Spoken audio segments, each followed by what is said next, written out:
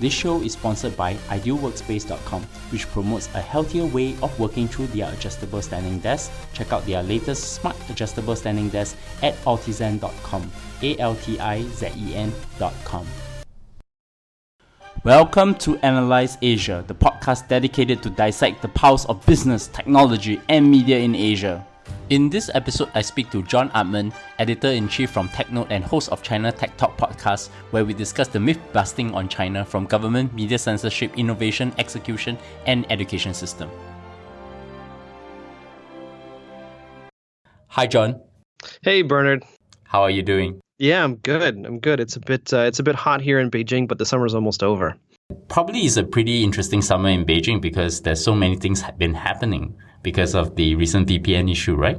Yeah, there's a lot of things going on in the news in particular that's been getting a lot of international play, in particular virtual private network technology, but then also, Tencent with Honor of Kings and, a whole bunch of other topics. And I'm talking to John Artman, Editor-in-Chief from Technode and also host of the new podcast, China Tech Talk, which I've recently guest starred in. Of course, thank you for inviting me. And during that conversation, I have already said that I'm going to invite you back to the show.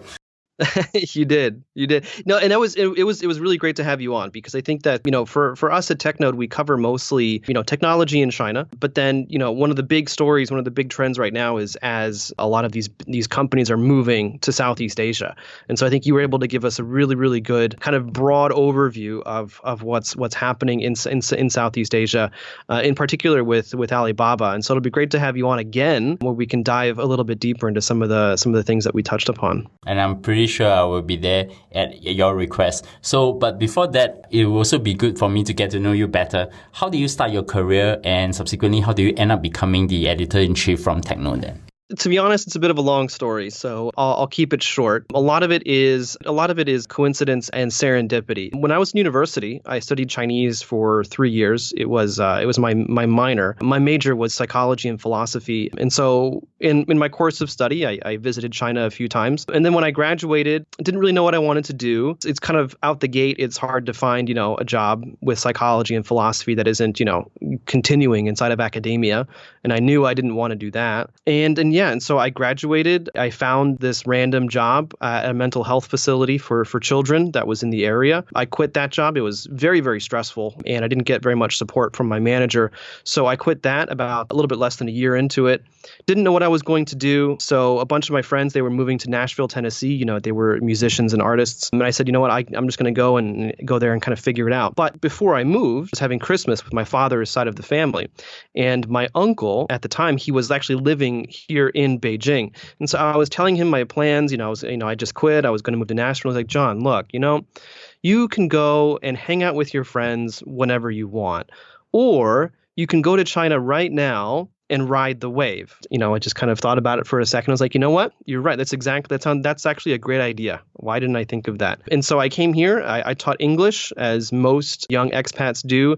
I did that for about a year and a half. Around that time, I also was able to find a part-time job working for China National Radio, doing a daily 30-minute business English show. And so that's kind of cool because we taught our audience, business vocabulary, but then we also discussed kind of interesting pieces of news. And so that really kind of stoked my interest in media in general, but in radio in particular.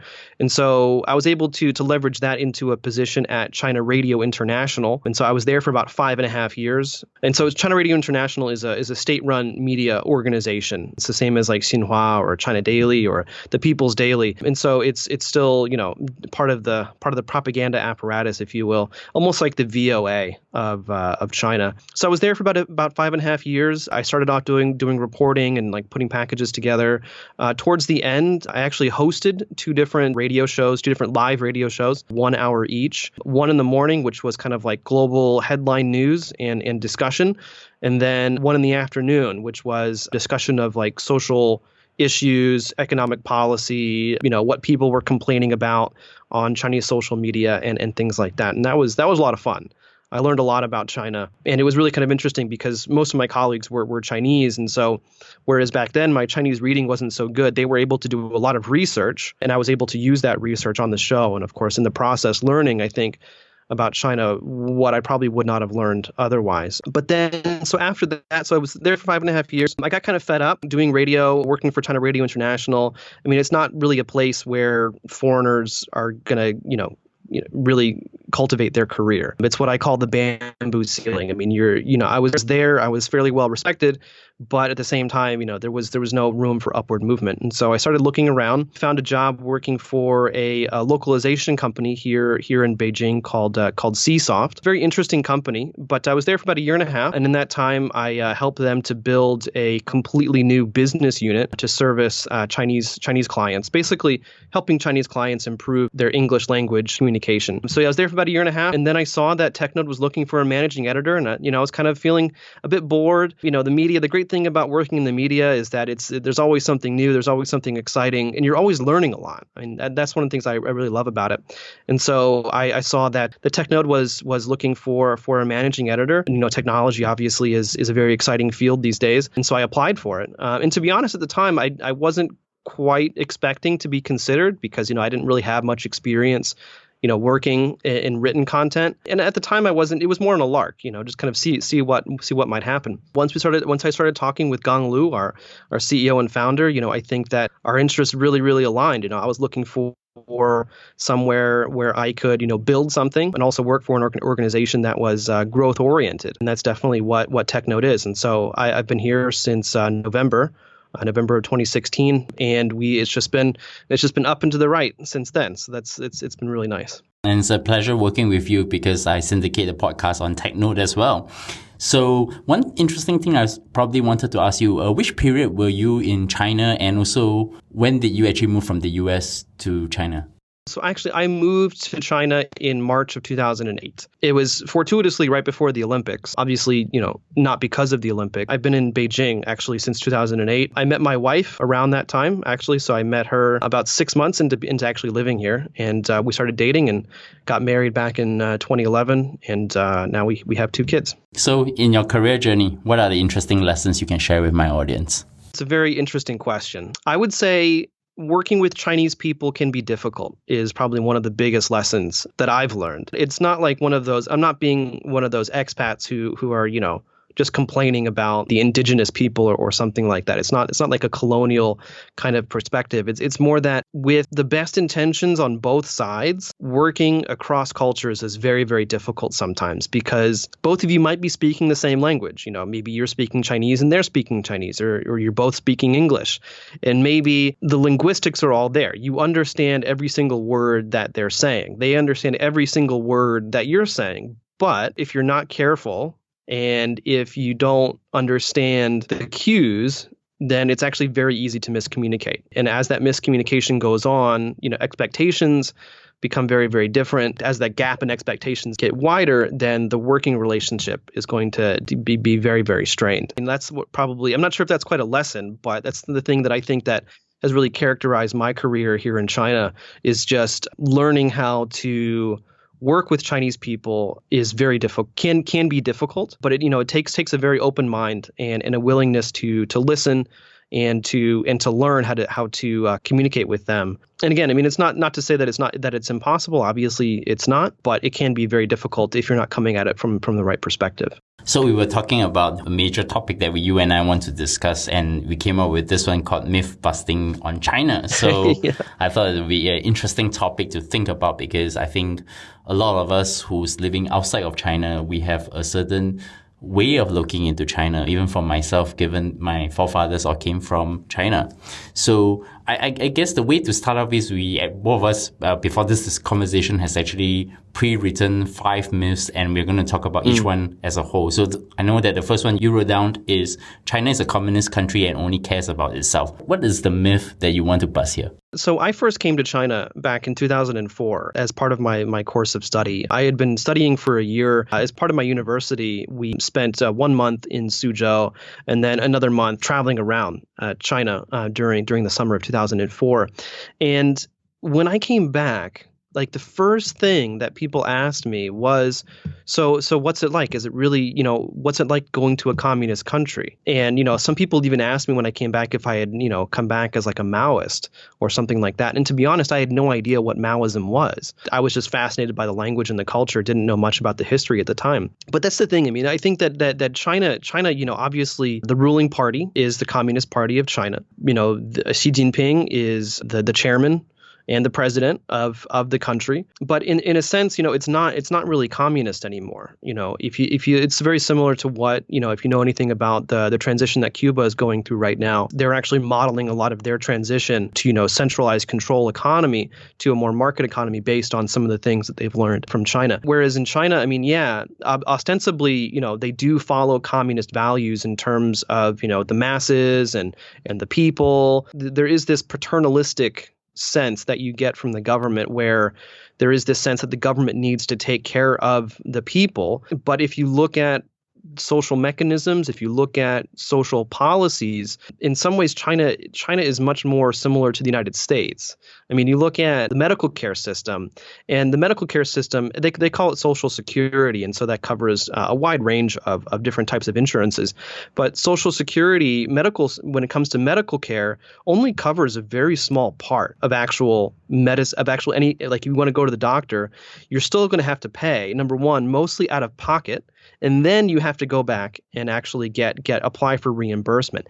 And then, depending on what types of treatment you get or what types of medicine you receive, you might only get 50 to 80% of the actual reimbursement of that cost to you. And so, there are some parts of the social policy that echo its communist past, but it's definitely, I mean, in practice, China is not a communist country. So it's closer to, as they call it, socialism with Chinese characteristics. And even then, in some ways, the market mechanisms are given much more free play than you see in a lot of Western countries that call themselves capitalist. Any sign of features that you've seen that actually is a more market-driven economy as compared to a centralized economy? I mean, when I visited China, I think around 2003, 2004 period, it was actually a game changer. I'm seeing so much of development that happened, and within a span of decades, is now actually, they have cities like Shanghai and Beijing, the first tier cities, and of course the new cities that are actually arising up. There's a lot of focus on economic development. But the Chinese government also actually helped its own citizens. For example, it actually gives a lot of input into internet companies, like the conversation I think you and Matthew had recently on the esports, and particularly how they try to use the People Daily actually, making the comment that Tencent, has to limit young kids to play Honor of Kings. Is there something that is actually what you mean by caring more about the people from a Chinese perspective?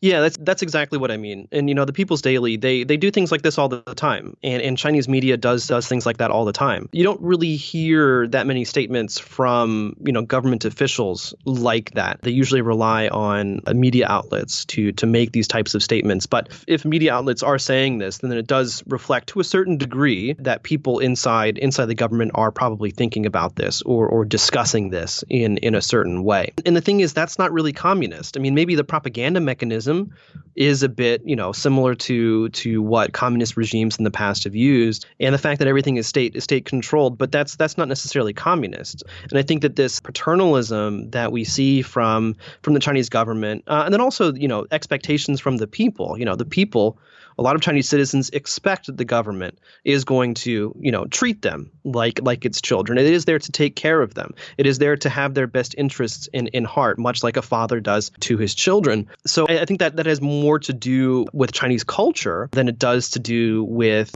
communism. I mean, you look back at Chinese culture, the emperor historically was believed to be, at the center of the universe, and they were responsible for maintaining the balance of the entire universe. And so that's why they had all these rituals and different festivals and things like that. Like the emperor, he had to go to, the sun temple at a certain time.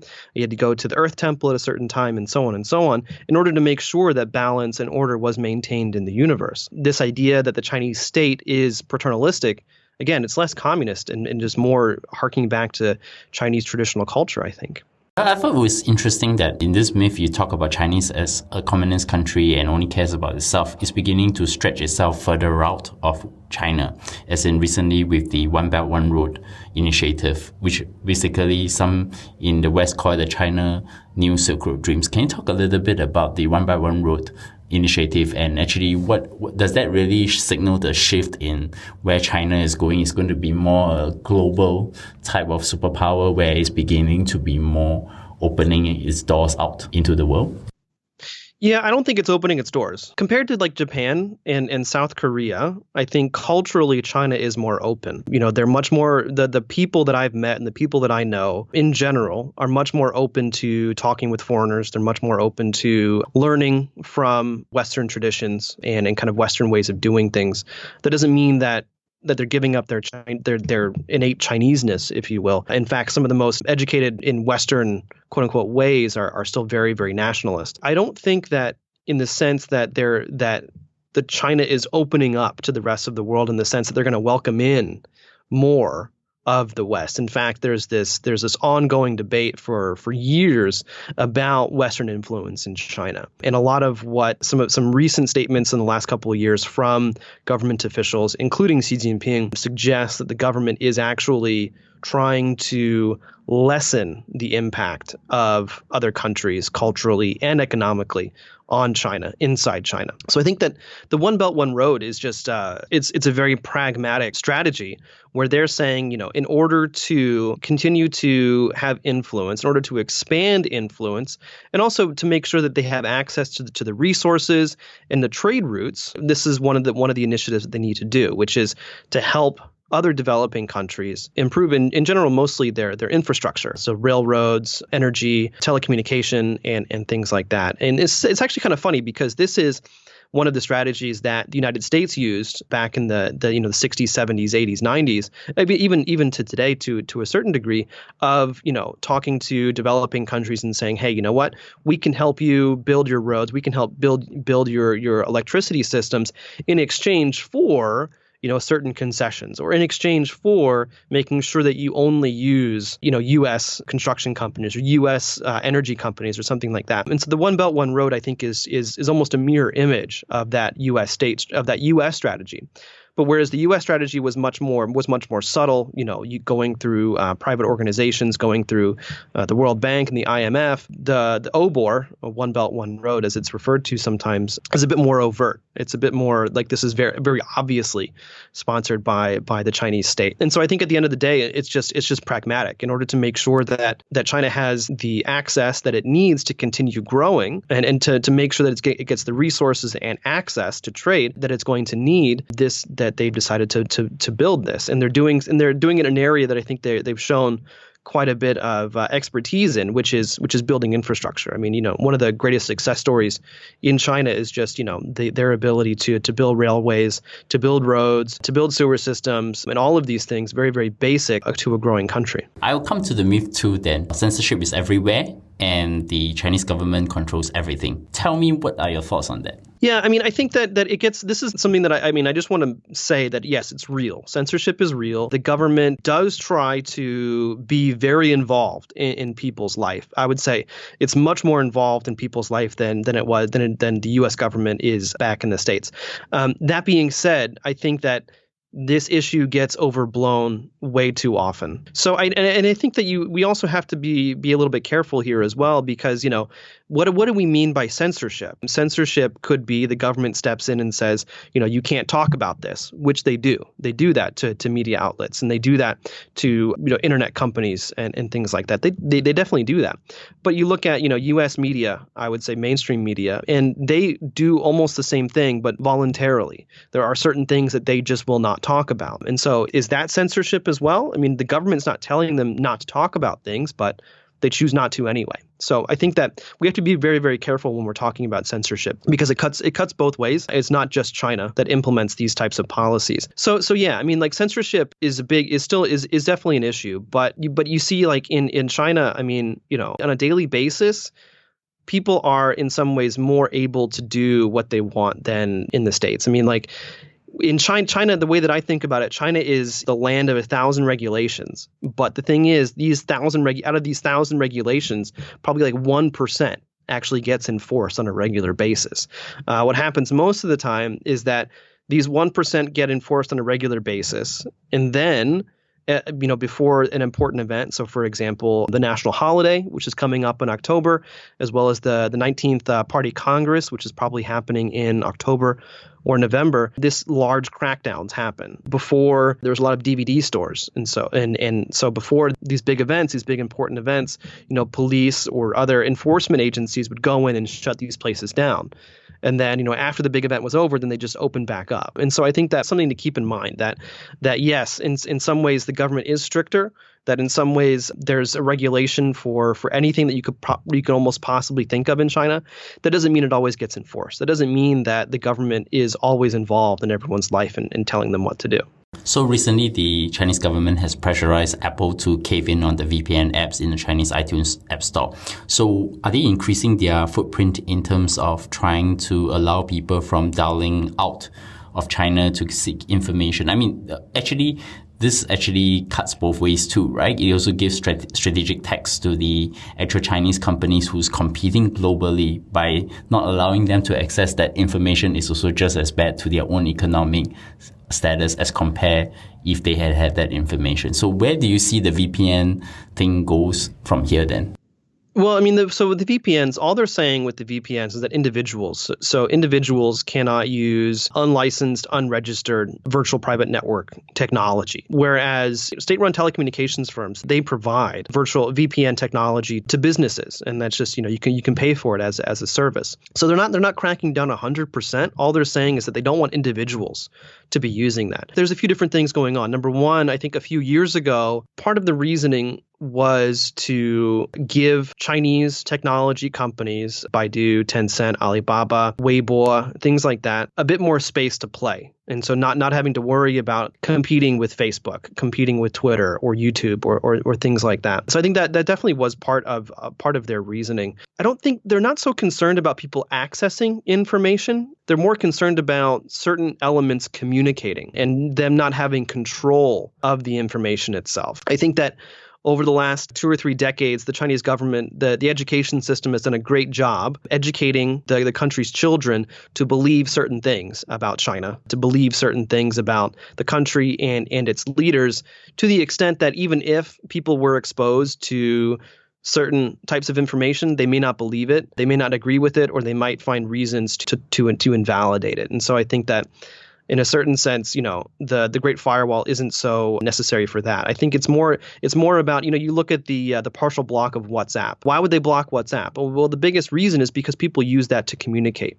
And so they don't want a communication tool that is not somehow under their control. You think about WeChat, for example. All the WeChat servers are based here in China. every single major Chinese company, technology or no, has a representative of the Communist Party, at their upper management. And so, you look at WeChat and obviously it's not government controlled, but at any given point, the Chinese government could conceivably say, hey, look, you need to block this, you need to block that, you got to make sure people aren't talking about this, or even, monitor communications on WeChat as well. So that's definitely a big issue for anyone thinking about doing business here, anyone thinking about living here. I mean, like WeChat is not a secure messaging environment. I'll put it that way. And I guess they also have no sense of humor because they also banned Winnie the Pooh now, right? Well, yeah. I mean, you got to be careful. Don't poke fun of the leaders. They don't like that at all. I want to get into myth 3, which I thought is the most interesting one. There is no innovation. And you and I, for sure, we know that this is not true. Every time anyone tells me that, Singapore, Hong Kong being fintech hubs, I'm like, I was trying to tell them, nothing what you're talking about. Just go to China, just walk into Guangzhou, turn on your Alipay app, and I'm sure you can walk out without spending a single RMB. So tell me exactly how to bust this myth. Well, that's the thing. This myth really got going back in the early 2000s when China was becoming more and more of an influence on the world stage, and it was also becoming more notorious as an exporter of low quality goods. And so I think a lot of it came from that, where a lot of foreign observers, they're looking at what is coming out of China and they say, oh, okay, it's components for phones. It's, toys being sold, by Mattel and things like that. And so to a certain degree, obviously, that's not Chinese innovation at all. But if you come here and if you live here, you can see that there's a lot of innovation going on, but at the time, back then at least, it was mostly for the domestic market. I mean, there are things here in China, go down to Shenzhen, go to Huatiangbei, and there are things that you can buy here that you're not going to find anywhere else. And that, maybe if you go onto, Alibaba's, they have a market designed for people outside of China. You can buy that stuff there, but, you're not really going to find it anywhere else. And so I think that there's been a long tradition of, these brandless companies, these manufacturers building up, just making stuff that is actually very, very useful for Chinese people that you're not going to find anywhere else. I mean, a great example is accessories for electric bikes. Electric bikes are very, very popular here in China. Motorcycles are very difficult to drive legally. And so because of that, the market ended up going to electric bikes instead. And, go on Taobao and you can find the most random accessories for your electric bike. And all of that is made in China for Chinese people. And to my mind, that is innovation. But I think that, since WeChat and Alipay and things like that, obviously the game has changed quite a bit, where what we're seeing is it's not necessarily innovation for, it's still innovation for Chinese people, but it's more obvious to foreign observers, I think. And I think that's one of the things that you kind of have to keep in mind as well. Like you look at Tencent and the success of WeChat, a lot of that is based upon their very, very deep understanding of the Chinese consumer. And so just because they're able to innovate, around that product for the Chinese consumer doesn't necessarily mean that they're going to be so good at innovating for a non-Chinese consumer. But also I think that, we were talking a little bit about regulations and government involvement. I mean, like you look at bike sharing, for example, you look at actually, mobile payments is a great example.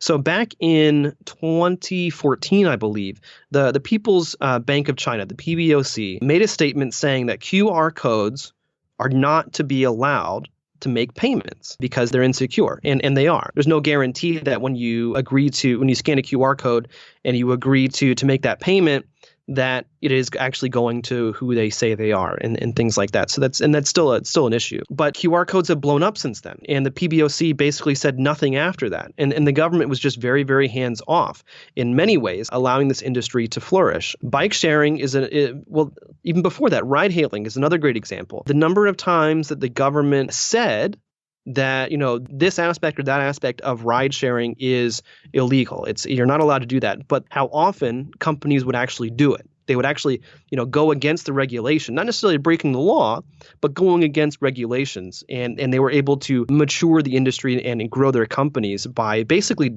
in some ways, defying the government. Ride hailing is another great example where it wasn't until last week that the national government actually implemented national regulations for bike sharing. And this is, a year and a half after, Ofo and Mobike really took off. And so the government in general, as long as it's not too sensitive, the government in general is actually very hands-off with new industries. And so because of that, these industries can really flourish and develop. It's only until they're getting a bit more mature that the government steps in and says, oh, okay, this is how it needs to be done. This is how it needs to be done. And by that time, the winners have pretty much already won.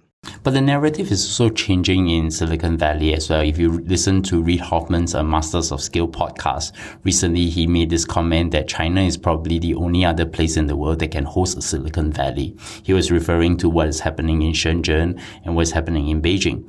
And then if you were to think about in Recode recently, it used to be, when American companies talk about China, they talk about them as clones. But when you hear Dave Marcus from Facebook, who runs the Messenger app, say, no, we think WeChat is a great messaging app, and we are actually learning a lot of what they are doing. And in a Recode conference with Kara Swisher around, that is saying something, right? That narrative, it seems to be shifting as well as it's going as well. A lot of that was, you look at Tencent and WeChat as a messaging platform. A lot of that was, Pony Ma and Alan Zhang saying, hey, look, we need to build a mobile first a mobile first application. And this was back in 2010 and 2011. This is around the time, like maybe right before I even had my own smartphone.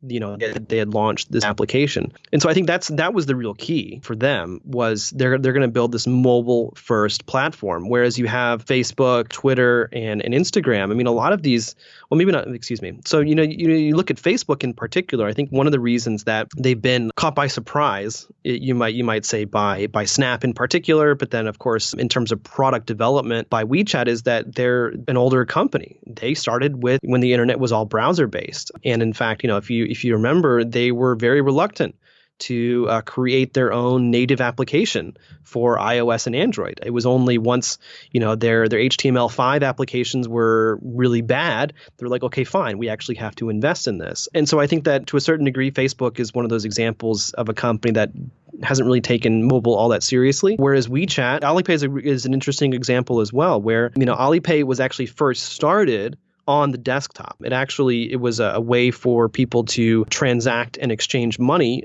through Taobao and through Tmall. Once Alibaba realized that they had to move into mobile, they were just like, you know what? If you want to use the desktop application, we're going to make it really hard.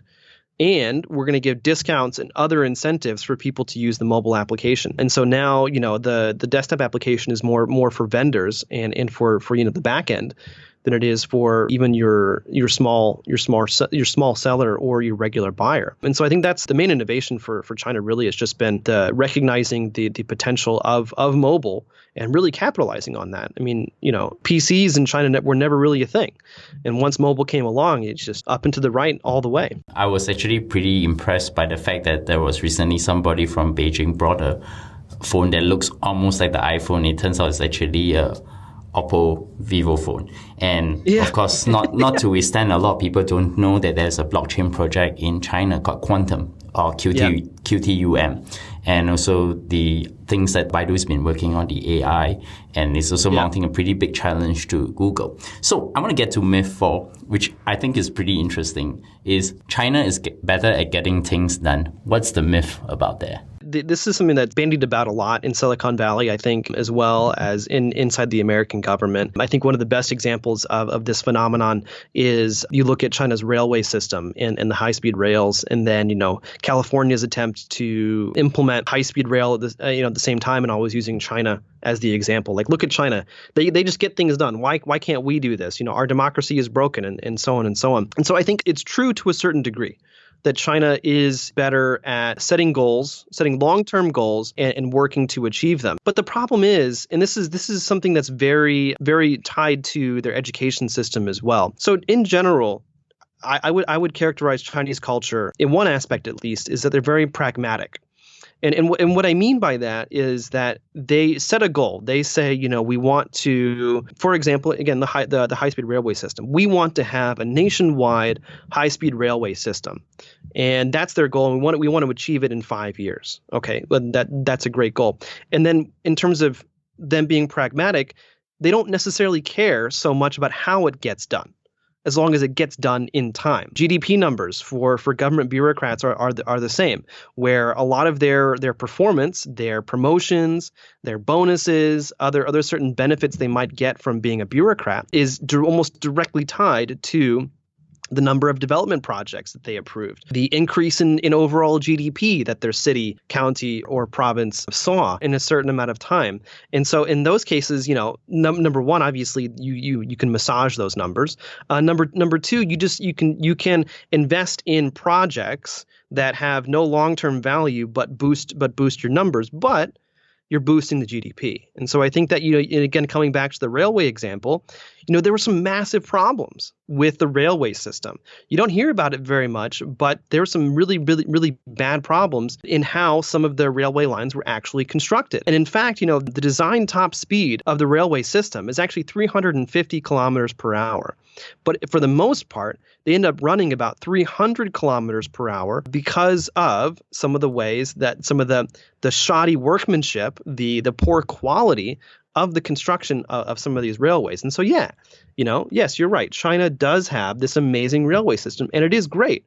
But there were some huge, huge problems while they were building it. And so I think that I think it's a bit of the grass is greener complex, where people look at China and they say, wow, they're doing amazing, but they don't really know enough. They don't really know enough of the details, and so they just kind of put China in some ways on a pedestal. And of course, if projects like that gets into a national disaster, you can bet the Chinese government is going to hang those people who were involved in the projects. I think many years ago, I think there was this particular where Chinese babies were dying from milk because they found salmonella in those milk, right? They actually executed everybody on the board of directors on that company.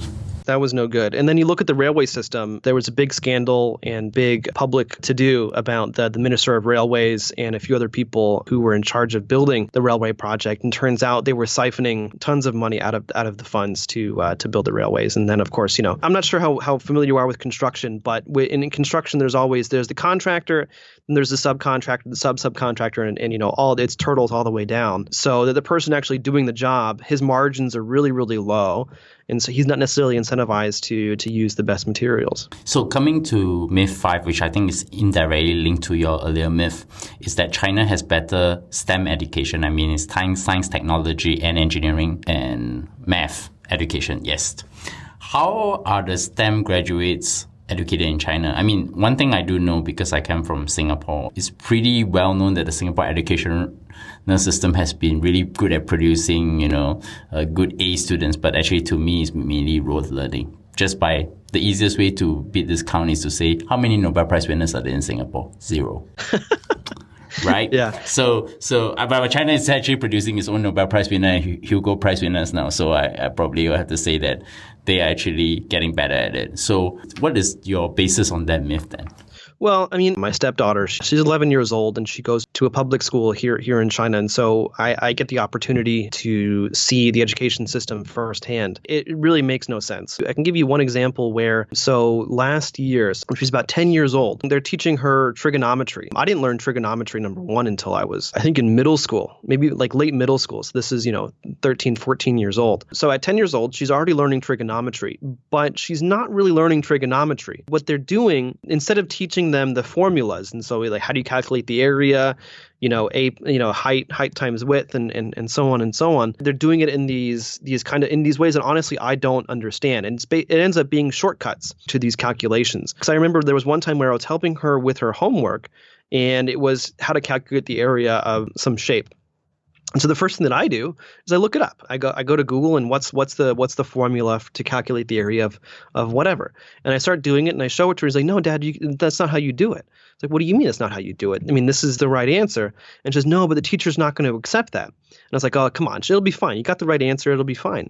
And she comes back from school the next day and she's like, no, the teacher said it's not right. You have to do it this other way. On the one hand, they're teaching them these things early. I think perhaps a bit too early. But on the other hand, they're also teaching them these shortcuts. And so rather than learning the rules, rather than learning what the rules mean, instead they're just learning how to do it as quickly as possible. And then, of course, you look at how much homework she has. And as she's gotten older, the amount of homework has increased. And it's almost all just doing memorization, like doing the same thing over and over again, writing the same word over and over again, doing the same calculations, the same arithmetic, the same multiplication over and over again. And so I think that there's that with the education system. And I think that it's similar to, what I was saying about Chinese people being pragmatic.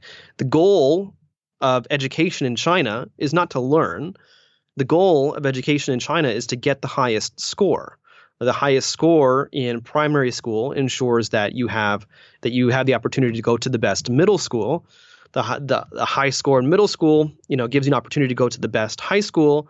A high score in high school gives you the opportunity to get you into a good university, and a good score in university gets you the opportunity to get a good job. That's the ultimate goal, really, are those numbers. And so, well, how do you get a high score?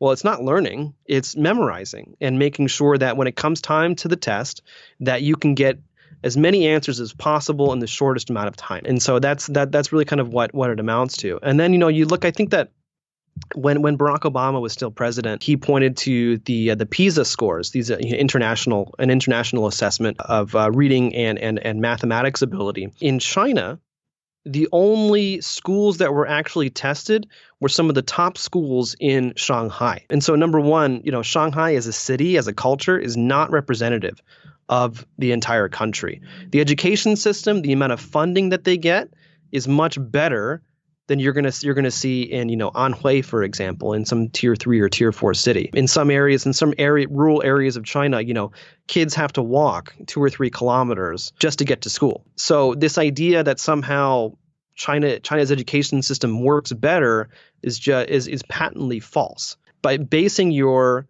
as Barack Obama did, basing your comparison of the U.S. education system and the Chinese education system on this one test, the PISA test, you cannot compare those two, because the scores from China were a very small sample taken from the top students in the country. I guess what you're actually reflecting is not just only China. I think it's the same with India, it's the same with Singapore and other parts of Asia, where the education system is very emphasized in rote learning and very little independent or critical thinking. But I guess what I would say to that is that essentially it's also dependent on the stages of development. I guess China is essentially, there's a big middle class rising out. At some point, these things will start to self-correct itself. It happened to Singapore at our very early stage, and now we are actually evolving our education towards more critical thinking. I think those things do take time. Probably maybe it's the pace of China that takes that time. Yeah, I think, in the richer areas, the better funded schools in Beijing, the better funded schools in China, I think you are seeing a slow evolution. But the problem is, some of the brightest kids, some of the most well-connected and well-off people, they end up sending their kids to international schools, international private schools. And so I think that's still a bit of a challenge, where you're getting the upper middle class and the upper classes. I mean, they're not even sending their kids to the public schools. They're sending their kids to these very expensive international schools. This was something that you probably have to watch as the education system evolved. I mean, as a product of that education system, I probably understand where you're coming from. But of course, there's a lot more myths we can talk about, except that time is always limited. But before we get on this, now, instead of asking you one penultimate question, I have two. So the first one I'm going to get to ask you is, do you have any recommendations for my audience? Could be a podcast, could be a book, or could be a movie. Yeah, so I would say that I was thinking about this before, and I have 3 things that I would recommend, and they're all books. 2 of which I've listened to, and 1 of which I've read. The first one is Homo Deus by Noah Yuval Harari. He is the author of Sapiens, which if you haven't read, I highly recommend. But Homo Deus is kind of like the sequel to that book, where he talks about how, I think he very succinctly and very accurately explains through a historical lens some of the changes that we're seeing in global culture, and in particular the philosophical collapse of liberalism and the rise of what he calls techno religions. And so it's really, really interesting. A lot of insight, and actually I think, looking at it through the lens of China, you can actually see already here in China some of what he's saying is already happening. And so I highly recommend that. Also, I just finished listening to a book by Cal Newport. I'm sure some of your audience probably know about it already, but it's called Deep Work. It was really a fascinating I listened to that one as a fascinating listen about how to carve out more time to really focus on what matters, and to make sure that you're cultivating your ability to concentrate. I think that in our current environment with WeChats, with Facebook, with Twitter, all these different inputs and stimulation, it can be very difficult to kind of get lost in it all. And so I think that Deep Work is a great book for some practical applications about how to regain control and really focus on what matters in your career. And the last book that I want to recommend is something that I just started, Kissinger's book on China, and it's called On China, and it's basically a look at China through the lens of their foreign policy. I just started it, and it's very, very clear from the very beginning that Kissinger has a very deep understanding of Chinese culture and the Chinese people. And so, if you want to learn more about some of the more recent history of China and kind of why or how it got to where it is now, I would highly recommend that as well. And I would also put a plug to the recent book that Kissinger has just written called World Order, which actually gives you also a thinking about what China and US as its place in this new world order. So my final question, as always, how do my audience find you? Well, yeah. So China Tech Talk, obviously, you can find that on iTunes. Just search for China Tech Talk or any other podcast application. Also, Technode.com. That's my day job. That's where most of my energy goes into. You probably won't actually see much of me there, but everything that is on that website has my fingerprints on it. You can find me at bleongcw@bernardleong.com. Subscribe to us at Analyse Asia, ANALYSE. You can find us on iTunes, Stitcher, SoundCloud, Acast, TuneIn, and of course Google Play in the US market. Of course, recommend us on Overcast, give us a 5-star rating on iTunes, or even drop me your valuable feedback. And we are actually going to be beginning a new memberships for people to sponsor and to be patrons of this show. So once again, John, thank you for coming on the show. Yeah, thank you so much. It was a real pleasure.